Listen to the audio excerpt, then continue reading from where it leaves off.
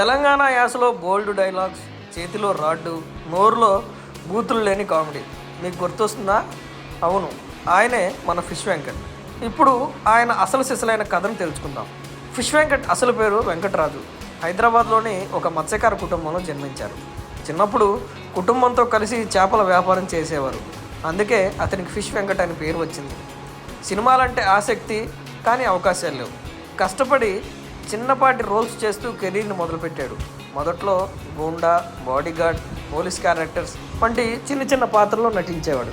కానీ అతని తెలంగాణ యాస, బాడీ లాంగ్వేజ్ వల్ల డైరెక్టర్ల మనసులు మారాయి. నీ మెంటల్ స్టేటస్ బాగోలేదు లాంటి డైలాగ్స్కి మంచి క్రేజ్ వచ్చింది. గబ్బర్ సింగ్, రేసు గుర్రం, టెంపర్, పటాస్ ప్రతి సినిమాలోనూ చిన్న క్యారెక్టర్ అయినా గుర్తుండిపోయేలా చేస్తాడు. యూట్యూబ్లో ఫిష్ వెంకట్ డైలాగ్స్ మస్తు వైరల్. ట్రోల్స్, మీమ్స్, కామెడీ వీడియోల్లో ఆయన్ని ఫాలో అవ్వని యూత్ ఉండదు. తెరపై కేవలం కామెడీ కాదు, నిజ జీవితంలో కూడా మంచితనానికి పేరు.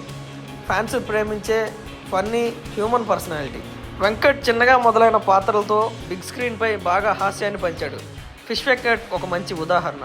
స్టైల్, డెడికేషన్, స్వభావం ఉంటే ఎలా అయినా ఎదగొచ్చు అని చూపించిన వ్యక్తి.